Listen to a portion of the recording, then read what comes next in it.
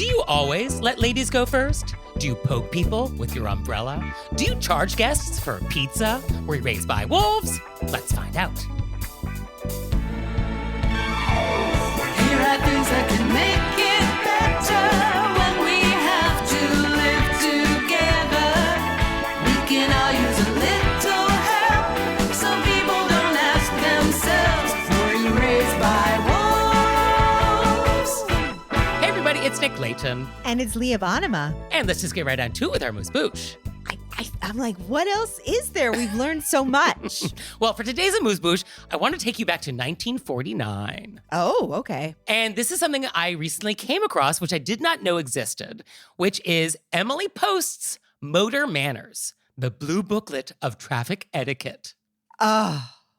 And so in 1949, the National Highway Users Conference, which is actually still around, they've just sort of renamed, asked Emily to put together a booklet of etiquette for the road. Thank goodness. I wish this was getting circled now. And so here's how Emily kicks it off.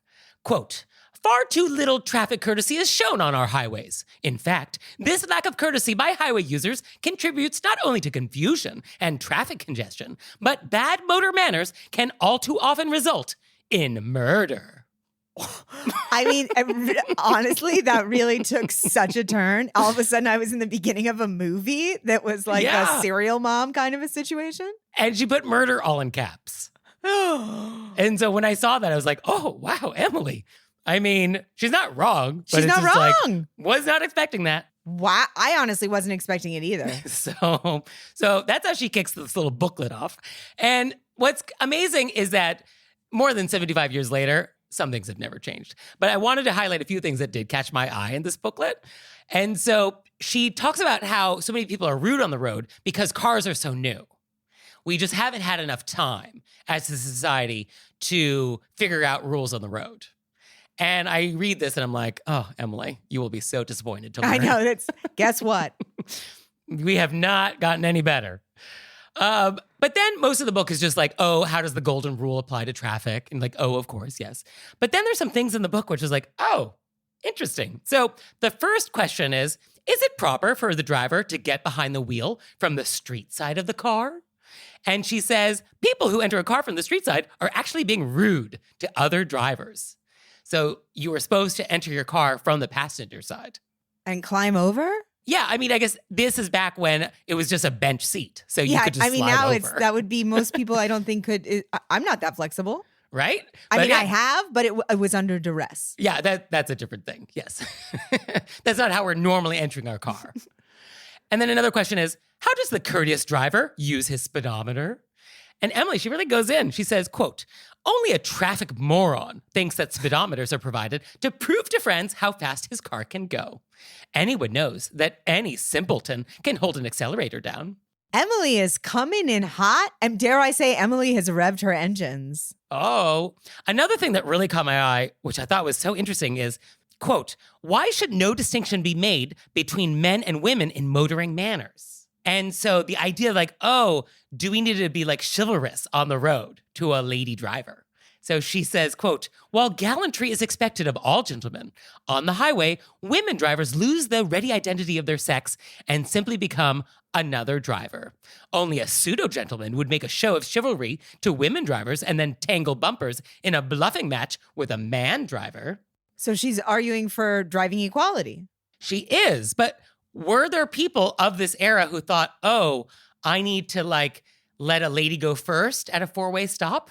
Like, was that what was happening? Like that this question had to be asked? Well, I didn't know that we were letting women drive. Turns out, yes. I like it. Yeah, no, it feels very modern, but it's so interesting that, oh, there were people in society who felt like, oh, women drivers should be treated differently on the road in terms of like the rules. Well, I think she's saying you don't need to coddle women. Like, we are also drivers. We got it.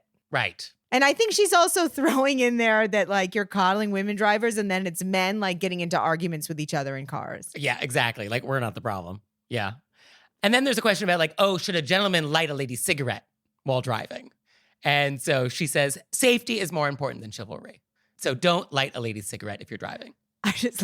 I mean, smoking in cars, period, is so. Yeah. I mean, what a throwback. And then she talks about parking. And this is where she really kind of goes in. So she says, overtime parking is thievery from the standpoint of etiquette. So I guess if you're in a parking space for too long and like the meter runs out, thievery. What was the word she used? Overtime? Overtime parking. Yes. Mm-hmm. Which I guess, I mean, overtime parking, that must be like I put a nickel in the meter and then it ran out, right? That must be overtime parking. But I mean, that's why you get a ticket. Yeah, well, it's thievery, even if you don't get a ticket. And then she says, quote, drivers are rude and selfish when they hold up other traffic while laboring to get into a parking place. They expose lack of skill as well as lack of manners. To display inept parking technique is somewhat like a discordant amateur musician laboring through a poor performance to everyone's distress. I can just imagine her like teaching somebody how to parallel park and them just being crushed under the weight of expectation. This is inept parking technique. I love the idea of comparing that to just like a bad musician. I mean, that's just... So, I mean, I guess it's true. Like, you should learn how to parallel park. That is a good skill. But it is hard, and people can go around you. You roll your window down, you go around. Yeah, I mean, I guess that's what we do today. But she really had strong feelings about it. Also, back in 1949, the cars were so much bigger. I mean, I think it was a lot harder to parallel park back then. But there was also way less cars. You think, yeah, the parking spaces were just bigger? That's true. I mean, I don't think they were driving down Hollywood Boulevard and it was like back-to-back traffic on both sides. And that's true. You know what I mean? There wasn't the same kind of pressure to get in a half a second. Although power steering helps. Oh, power steering helps. I mean, I think it's significantly easier now to park. Yeah. And yet we're still bad at it as a society. I got one. I don't want to brag, but I am going to. Okay. I went downtown. I had to go to a store and I was driving around looking for a spot. There was one spot. Man standing there not in the spot, but like by the meter on the phone. All right. I was on speakerphone with a friend and I go, hey, I got to hang up. I got to park. And then I go, oh, there's a man there. I cannot parallel park because he's going to get involved. He's going to start telling me how to park. I can't do it. It's a really tight spot. And she just goes, I'm hanging up, but you can do it. Okay. And then I just pulled up and I got it in one shot in the tightest spot. Is there anything more satisfying? It felt so good because there's nothing worse than parallel parking in a really small spot where you're going to have to go, and someone's standing there watching you be inept. Well, the only thing worse than that is where you're doing it right in front of a restaurant that has patio seating. Yes. Oh. And I nailed it in one spot. Okay, it can't be done. Well, Emily would be very proud of you. And so this is motor manners.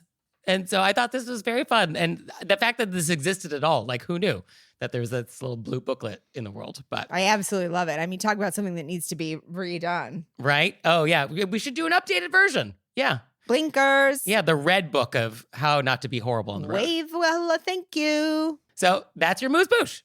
Left lane. Okay, we get it, Leah.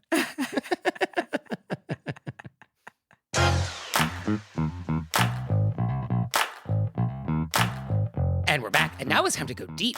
Deep and outside down the street. So for today's question of etiquette, we want to talk about the sidewalk. Which honestly feels, basket is the wrong word. But I mean, there's just, it's a cornucopia. Oh, sure. Of different interactions, different kinds of etiquette crimes. So much happening at once. And you wanted to talk about this today. So has something specific happened in your life or is it just cumulative? Well, it's just because I live on quite possibly one of the busiest corners in Los Angeles. Yeah, I think you really do. Yeah. And it's so interesting to see all of these interactions happening, you know, also with people from different countries, people from different, like, you know, people from cities walk different than people because they're like, I got to get somewhere. There are people here on vacation from like, so they're like, I'm looking. Then there's people with dogs. Then there's people on speaker's phone. Then there's groups of people. I mean, it's so much at the same time. It's like a petri dish.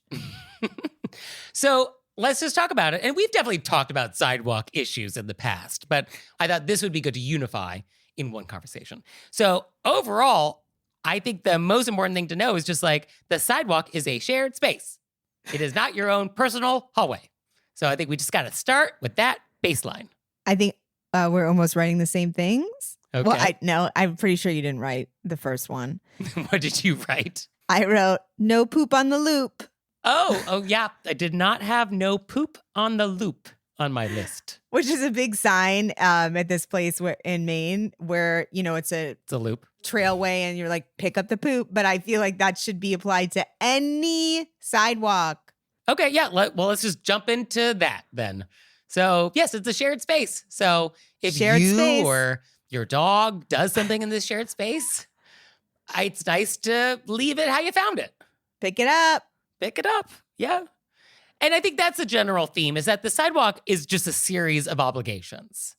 It's not a vibe. It's about flow. It's about yielding. It's about your duty of frontage, because like as a store owner, I have some obligation to the sidewalk in front of my store or my house, So it's all of these things. And I think we forget this. And then this is how chaos happens. And it's moving. It's a flow. Yeah, it's fluid dynamics. Yeah. Yeah. So yeah, that's, I think, actually the most important thing. You got to pick a side and you got to stick to it. And in North America, we typically head to the right. We head to the right. We're going to the right. And if you come up against somebody and you do that little dance, go to the right. Go to the right. If everybody went to the right, it would be fine. And people walk at different speeds. That's Sure. normal. Not a problem. Yes. You just can't take up the whole sidewalk. So people who are walking at different speeds can't get around you. Right. And what you think is fast may be quite slow, which I think is what happens in New York City, where tourists come, they think they're walking fast, and your version of fast is like not anywhere close. And that just makes everybody behind you mad. And I also think, like on Hollywood Boulevard, we have groups. We have tour groups. Yeah. And they're not walking fast. They don't know where they're trying to find each other. People don't know what's going on. They've never been there before. And I think there is an element of just giving people grace. You got to walk Sure. around. You Yeah. just like, they're also on vacation. They haven't seen it. You know what I mean? You go, okay, that's what's happening here. This is the environment I'm in. It's a tourist area. I'm just going to Yeah. walk around calmly. Yeah, you can't be mad at people in Times Square blocking the sidewalk. Yeah.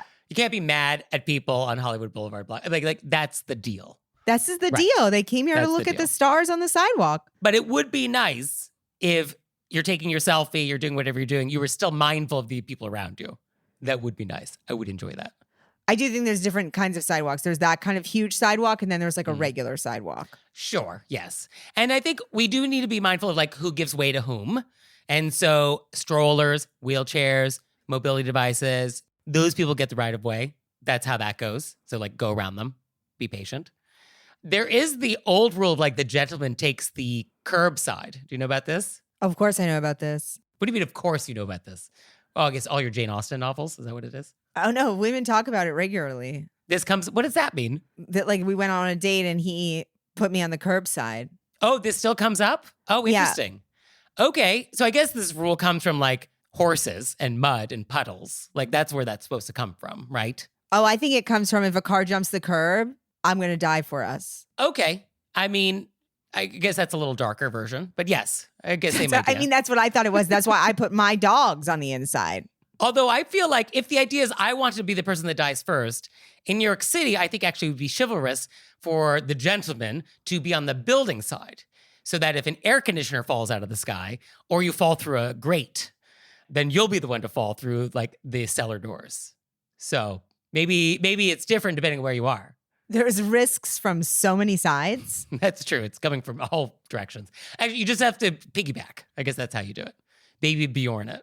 I also don't think that way. I like to be on the outside because I like to be the furthest away from the congestion in the middle of the sidewalk. Right. You want to be more on the slow lane, away from oncoming traffic. Yeah, I just want, because that way people can just do their thing and I'm just going to walk up the side. And then we also don't want to stop anywhere in the middle of the sidewalk Oh, please don't. or top of stairs, middle of the street, doorways. Like, let's not do that. Got to remember the flow. In New York City subway, I used to have a whole joke, and everybody in New York, I think, is very familiar with the person who walks to the top of the stairs at the subway and then stops at the top Yeah, what are we doing? to like look at their phone or just move.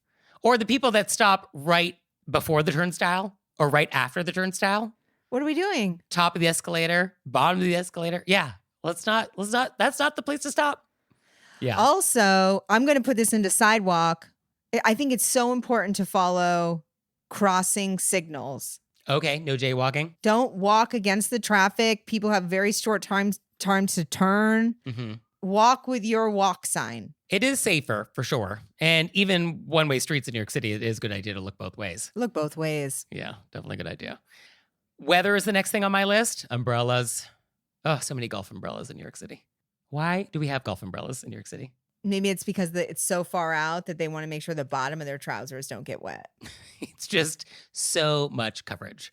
So yeah, I think we want to be mindful of the size of the umbrella and where we're going, which is definitely a ratio to be mindful of.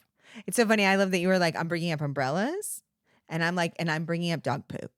We're covering our Head to toe. head to toe, desk to dinner. And then eating. How do you feel about eating on the sidewalk? I feel like I saw that on your list and I was like, I would never have thought of that. I feel like you're into it or you're not against it. I'm not against it because sometimes you have 1 minute to get from something to something else and you got to get a little something in there. You need a little nosh to continue on. In the United States, I'm happy to do it. Like I absolutely eat while I'm walking down the sidewalk or like I'll grab a banana or power bar or something like that. In Europe, I probably wouldn't do it. In Japan, I definitely wouldn't do it. Like there's definitely places in the world. What about a ice cream cone? Ice cream cone, A stroll? ice cream, like a passeggiata. Literally exactly what I was thinking. Yeah, a passeggiata with little gelato. Yes, how charming.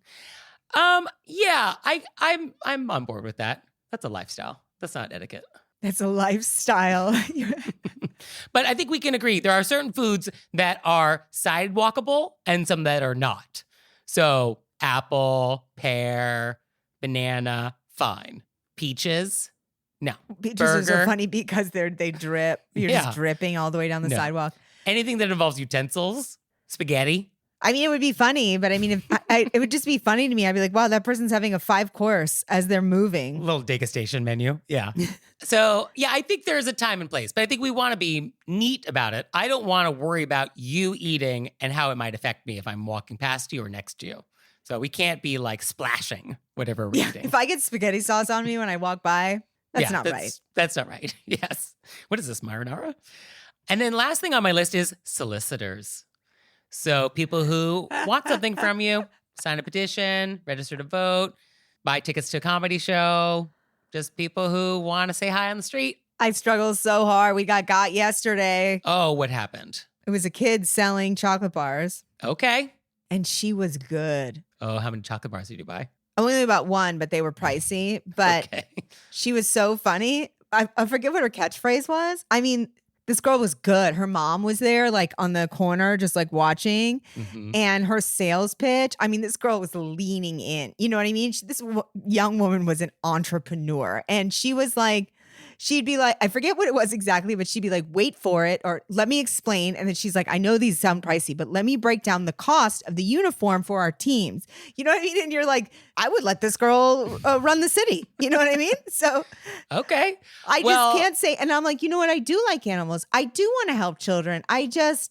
I don't want to shut that off.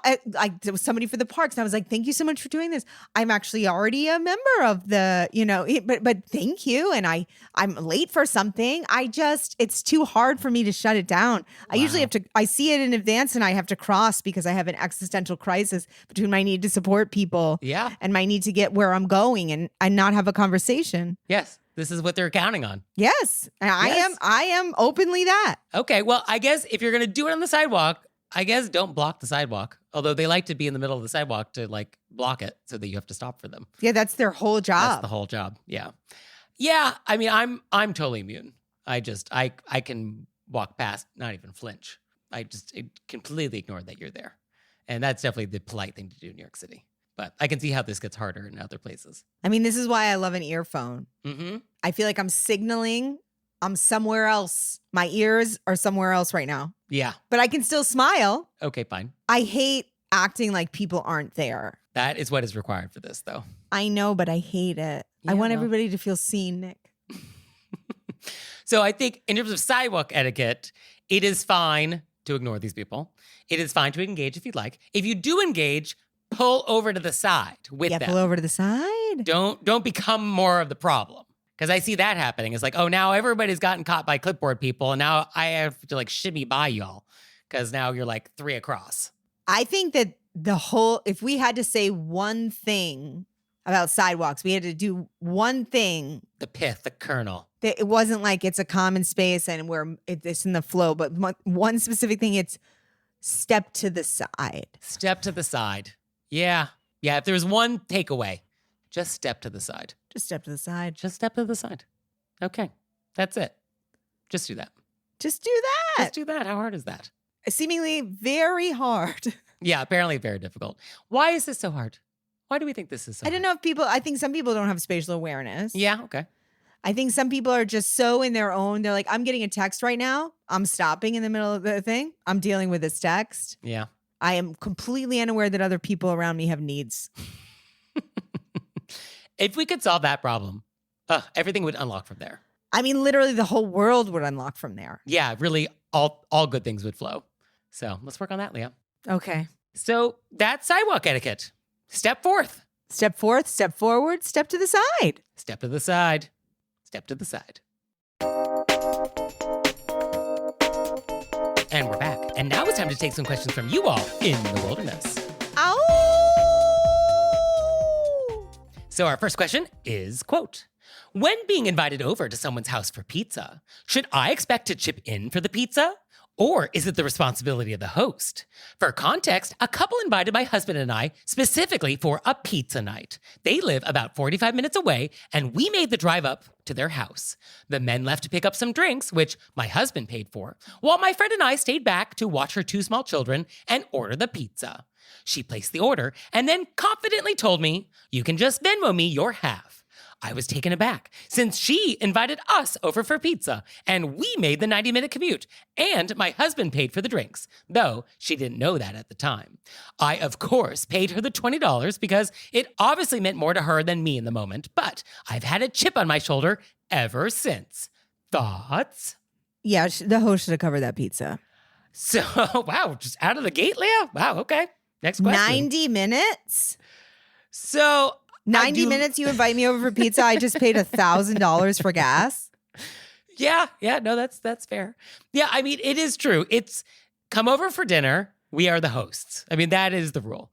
And I guess the question is, does the fact that it's pizza, does that change anything? Is pizza inherently a super cash food where that rule doesn't apply? Apparently you've never had a goop pizza. I actually just had a Goop pizza. Did you? They just opened Goop in New York City. Yes. I know, I saw. So I am familiar with the Goop pizza, the Brentwood salad, the amazing arugula salad. I just had a Caesar salad from them last night. I'm gooping all over the place. So Goop, call us. We're happy to advertise. So yes, I am familiar with the gluten-free pizza. And so yes, that would definitely be more than $20. It's not casual at all. I honestly, side note, for our listeners, you know I love a side note.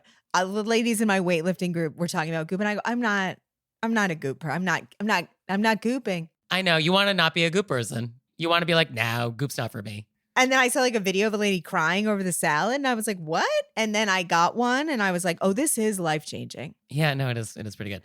And it's all gluten-free. Yeah, they're good. They are good. So I guess this wasn't Goop pizza. So this is regular pizza. Domino's has gluten-free pizza. Okay. If you came over and I was like, Nick, come over for pizza, and I ordered Domino's, it doesn't matter what the pizza, where it's from. Right. I asked you to come over for pizza. Now, just devil's advocate, there is a relationship where we just sort of split things because that's what that is. Like if you told me like, hey, come up for pizza, we'll watch Love Island. In my head, I'd be like, oh, we'll split the pizza. Like I'll chip in for the pizza. Like I feel like I would just do that. You're not hosting an evening of pizza for me.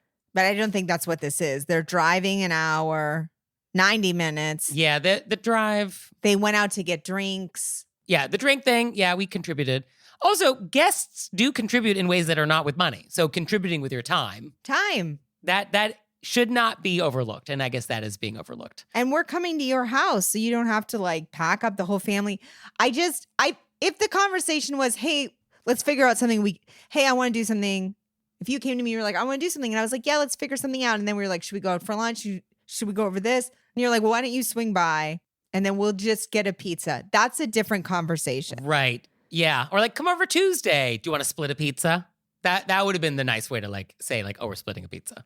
Yeah. But if I was like, hey, we'd love to invite you over. Do you want to come over to our house for a pizza? Yeah, it is a little different. So I think, letter writer, you are allowed to be annoyed by this, Be aggrieved. especially since you paid for drinks Be aggrieved. and especially since you drove. Yeah. Also, especially since gas is $30 a gallon right now. So I guess if you wanted to have a script to use to say in the moment, you could have said like, oh, didn't realize you wanted to split it. Let me check with my husband as we may have already covered drinks. And then you could have just like waited to see how that went. If you thought like, oh, your husband was probably going to like pick up the drinks. If you kind of knew that about him. Or it's $20, you just pay it. And then you just file this away.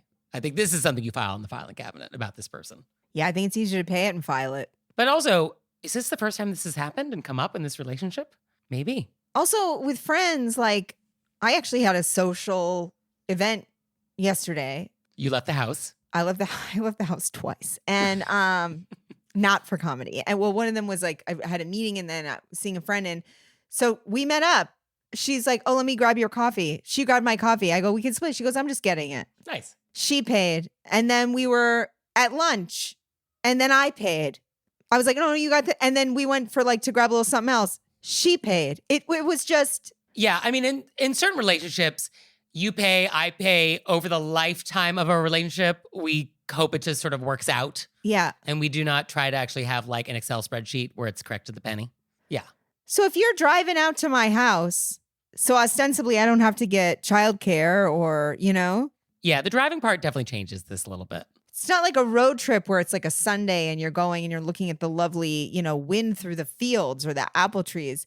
You're driving to get somewhere. Oh, you don't think there's fields of lavender between my house and this pizza? There might be, but my guess is that it's pizza time. And so like the sun is setting and I just got to get there. That's true. I cannot see the beautiful wheat. That's true. This is not an enjoyable drive. This is an A to B drive. Yeah. No, it's an obligation.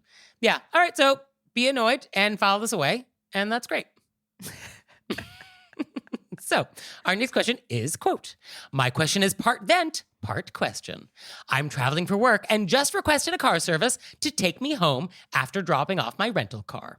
In the 5 minutes I've been in the car, my driver has been blaring music without asking my preferences, is eating something with a strong smell, and just now answered her phone and is having a full-length conversation, holding her phone in one hand while driving with my life in her other.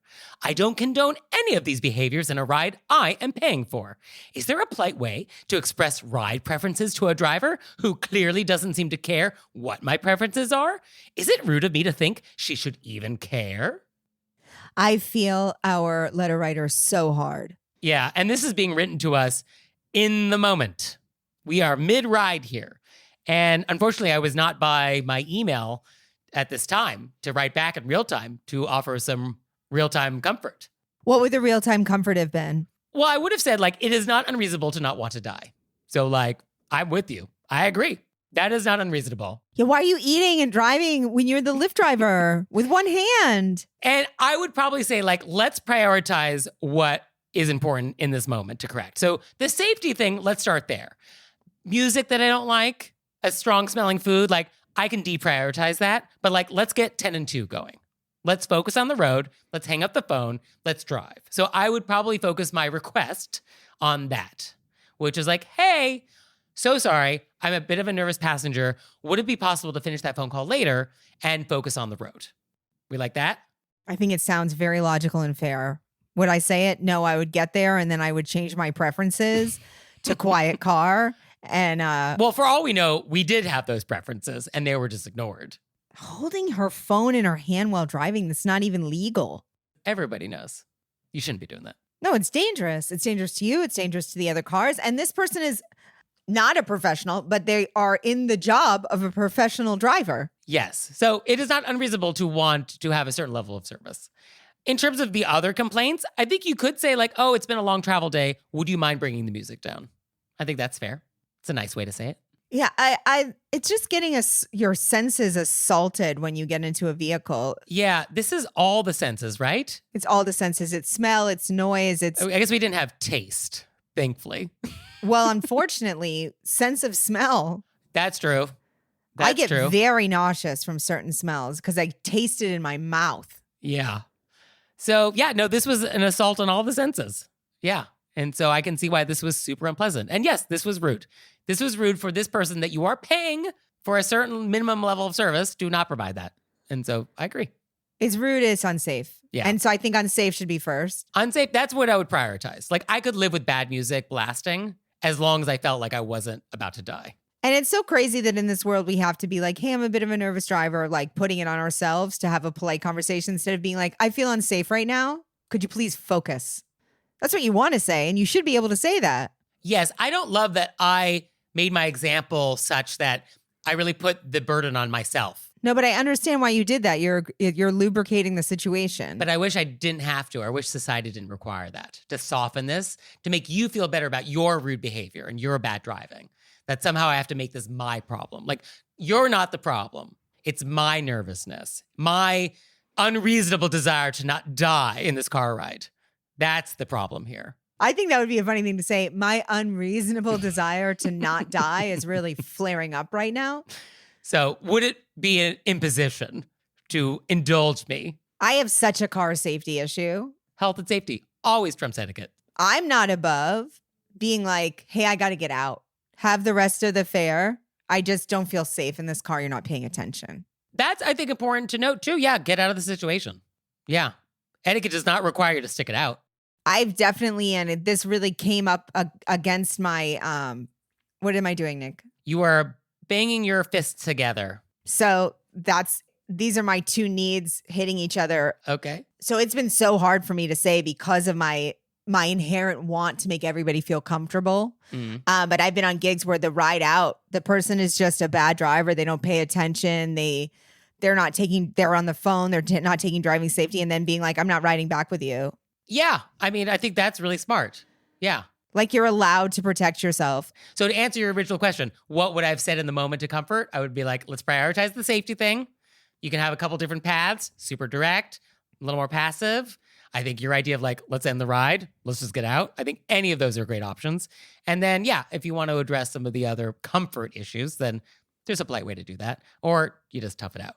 Yes. So, you out there, do you have any questions for us? Oh, yes, you do. Send them to us. Send them to us through our website, wereraisedbywolves.com, or you can leave us a voicemail or send us a text message to 267-CALL-RBW. And we're back. And now it's time to play a game we like to call Vent or Repent, Vent or repent. which is our opportunity to vent about some bad etiquette experience we've had recently, or we can repent for some etiquette faux pas we've committed.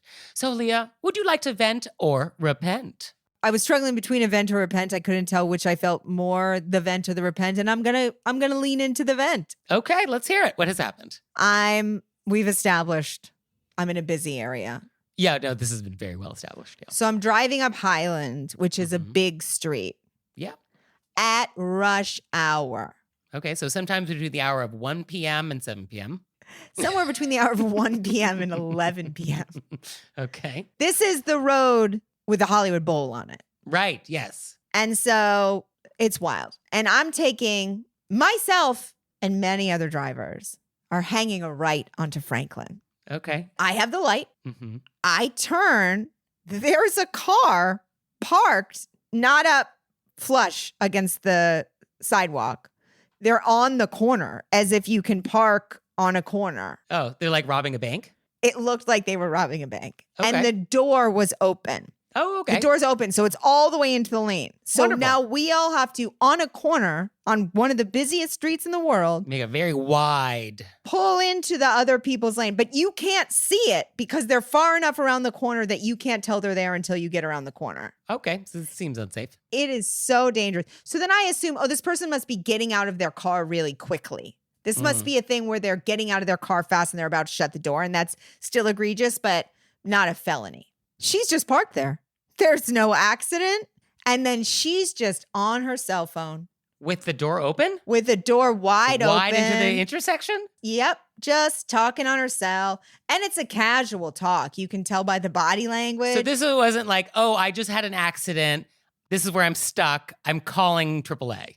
That's not what this was. No, also, if you were stuck, you would still shut your door. Yeah, I wouldn't want to make things more dangerous. Yeah. There's moving traffic. What Yeah. are you doing? What's happening right now? I was like, Dustin was in the car and I lose my temper. I go, should I pull over and talk to her about like the dangers Oh, yeah, of get this? involved. Yeah, that's what we do. That's literally, he goes, yeah, let's turn around and have that conversation. And I go, you know, when you say it that way, I realize it's a bad idea. So speaking of bad ideas, I would like to vent. So it finally happened. The thing I didn't think would happen to me because I thought I was exempt. But turns out, no. So I am walking down the street, New York City, heading to the subway. And somebody, random person on the street, yells to me specifically, hey, you should smile more. And I'm so glad you got one. I was like, I didn't realize that could happen. And now I get how you feel. I get it. What is that? How could I have not been there for this? Like, what is that? Why do people say that? It's so rude. Yes. It's so rude. Yeah. Yes. I was just like so caught off guard. And I was like, yes, I wasn't smiling. Yeah. It's like New York City. I'm walking to the subway. Like, I'm not going to smile for you. I'm not here as a window dressing. Yeah. I'm thinking. Yeah. This is what I look like when I'm not engaged with you, stranger person. Yeah. It was so wild. And so, yeah, I guess I understand what millions and millions of women have experienced for the last couple thousand years. Over and over and over again. What did you say? What did you do? I didn't say anything. I think I turned around just to be like, is that for me? Is that real? Probably glared. Glaring was probably, I certainly didn't smile. Yeah. But I was like, oh, how rude. I just imagine myself as a bird overlooking this situation. What a dream to be able to see that. Yeah. So I get it now. I get it. And I'm sorry. Sorry on behalf of all men. So that's my vent. Oh, it's funny because I'm going to also count it as a repent. You're sorry on behalf of all men. Yeah. I'm going to count that as a repent. I'm going to say you can count that as one of yours, Nick. I will. On behalf of all men, I apologize for every man who's told a woman she should smile more. Every time. I apologize. Hope that does the trick. I hope that imagine how many repents you can count that as this. Oh, yeah. I can count each time? Oh, a couple trillion? I mean, how many times at the end of the year, Nick's going to be, I had 9 billion repents. How many times over history do you think a man has told a woman she should smile more? Can we put a number on that? The limit does not exist. Yeah. Because it can't just be smile. It has to be like all the machinations of smile more, like all the versions of that through the ages. Yeah. Yeah, that's true. Yeah. What is it in Old English? Yeah. What is it in Sumerian? What is it in hieroglyphics? Yeah. No, really, it's true. So that's my repent.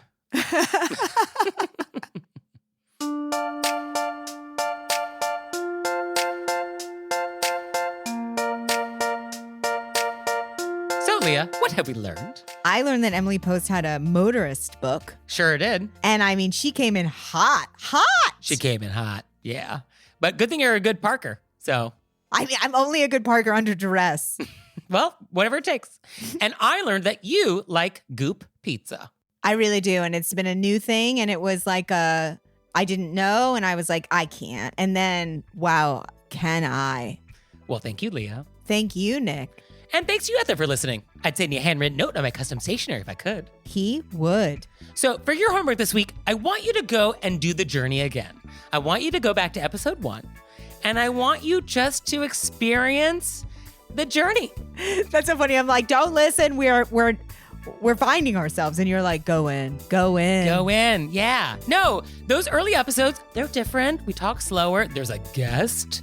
There was a time before Chad and Lisa existed, and it's kind of fun to sort of like go through that journey. So if you've never done the full catalog, go back to episode 1. Let me know your thoughts, and we'll see you next time. Bye. Bye.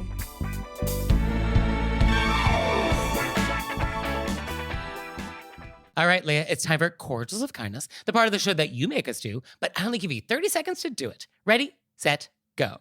Okay, so this cordial of kindness goes out to a group of people that I actually don't know. Oh. But I'm in all these dogs groups. Yo, sure. And this is just sort of my faith in humanity has entirely been restored. This is more than 30 seconds, Nick, and you're just going to have to hold on. Okay. This woman lost her home. She was living in her car with her kids and their dog. And then she was able to get a new job, but and then put them in a hotel, but then they couldn't stay in the hotels during the day. And so they had to put the dog in this shelter. The dog started falling apart. He only wanted to be with the family. The shelter was like, we're going to have to euthanize this dog. The mom kept coming to visit. It was so sad. She was doing her best. She's keeping this whole family going. And the dog was supposed to be euthanized today. And in the middle of the night, this group was like, let's get these people into a long term. And it's just thousands of people on the internet giving $5 for this woman they've never met. And then when I woke up this morning, they'd saved the dog. This woman is back with her dog and her kids, and they're in a long-term stay. And I was like, even though the world is falling apart, humanity can come together for strangers and change somebody's situation.